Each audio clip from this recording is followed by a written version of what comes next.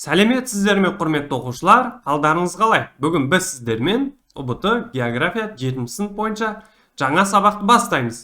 Бүгін өтетін тақырыптарымыз мұхит суының басты қасиеттері, мұхит суының қозғалыстары. Осының ішінде бүгін біз сіздермен қарастырамыз мұхит суының қасиеттері, тұздылығы, толысумен қайту, мұхит суының қозғалыстары және тағы да басқалар. Кеттік. Жалпы, мұхит суының ең басты қасиеті бұл температурасы мен тұздылығы екен. Яғни, мұхит суының басты температурасы мен тұздылығы бұл географиялық ендікке байланысты өзгеріп отырады. Мысалға, мына экватор сызығына қарасақ, бұның астындағы сулар өте жылы болып келеді екен. Және де мысалы мына тропиктік белдеудегі сулар, бұлар тұзды әрі жылы болып келеді екен. Ал мынау оңтүстік полюс пен солтүстік полюске жақын аймақтардағы сулар тұщы әрі салқын болып келеді екен. Және де мұхит суы -2 градуста қатады. Тұздылық шкаласы. Жалпы мұхит суының орташа тұздылығы әлем бойынша 35 промиллеге тең екен. Яғни, мұхиттың тұздылығы промилле деген шкаламен есептеледі.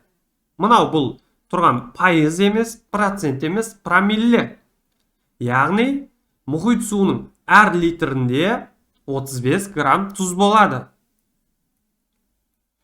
Және де әлемдегі ең тұзды көлдер мен теңіздер туралы айтсақ, әлемдегі ең тұзды теңіз ол өлі теңіз. Оның 1 литр суында 270 грамм, жаңа мәлімет бойынша 332 грамм тұз бар. Ал дүниежүзілік мұхиттағы ең жоғарғы тұздылық бұл Қызыл теңізде тіркелген, 41 промилле. Балтық теңізі. Жалпы Балтық теңізі бұл әлемдегі ең тұщы теңіздің бірі. Балтық теңізіндегі тұздылық шкаласы бұл 5 промиллеге тең екен. Ең жоғарғы тұздық байқалатын мұхит бұл Атлант мұхиты. Мұндағы тұздылық 35,4 промиллеге тең. Тұздылығы ең төмен мұхит бұл бізде солтүстік мұзды мұхиты. Оның тұздылығы 32 промиллеге тең екен. Сіздерге түсінікті ма жалпы? Қызық болып жатыр ма? Енді мұхиттардың суында жалпы әлемдік теңіздерде толысу және қайту деген құбылыс бар. Бұл бір тәуліктің ішінде орын алатын құбылыс. Бұның себебі айдың тарту күші. Яғни ай жер бетіндегі су қабатын, яғни мұхиттарды өзіне қарай тартып отырады екен. Және де бұл құбылыстың себебін ең алғаш анықтаған бұл Исаак Ньютон. Және де әлемдегі, яғни жалпы мұхиттардағы ең биік толысу толқындары 18 метрге жеткен. Ол солтүстік Америка жағалауындағы Фанди шығанағында тіркелген екен. Және әлемдегі толысу станциялары Францияда, Ресейде, Ұлыбританияда жұмыс жасайды. Ары қарай жалғастырамыз. Мұхит суының қозғалыстары. Жалпы әлемдік мұхит пен теңіздер бұл үнемі қозғалыс үстінде болады. Олардың толқындары, цунамилер, жалпы ағыстары болады екен. Мұхиттардың бетіндегі толқындар бұл желдердің әсерінен пайда болады. Яғни мына бейнеде көріп тұрсыздар, толқындар бар, бұл толқындар желдердің әсерінен пайда болған. Және де су массаларының бір бағытта орын ауыстыруын ағыстар деп атайды. Мұхит суында да үнемі қозғалып отыратын ағыстар бар екен. Су асты жер сілкінуінен цунами пайда болады. Жалпы бұл сейсмикалық белдеулерде көп кездесетін құбылыс. Цунами дегеніміз бұл апатты жағдай туғызатын үлкен толқындар. Әлемдік ағыстар, бірнеше әлемдік ағыс бар. Осыны жазып жаттап отырыңыздар. Біріншісі Гольфстрим ағысы.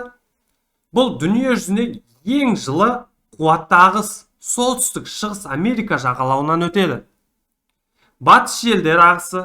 Бұл ең қуатты суық ағыс. Бұл Антарктида жағалауынан өтеді. Лабрадор ағысы.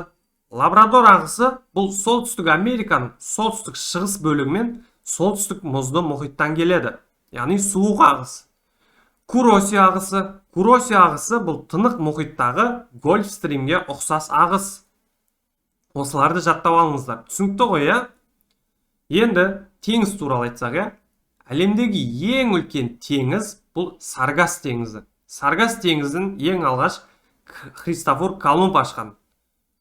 Және де Саргас деген атауды сол Христофор Колумб беріп кеткен. Бұл көгілдір мұхит шөлі деп те аталады кейде.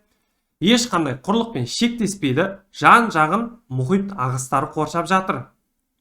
Және де бір қызығы, бұл Саргас теңізі өзі мұхиттың ортасына орналасса да, теңіз деңгейінен, яғни мұхит деңгейінен 1 метр жоғарыда орналасқан екен. Қызық, иә?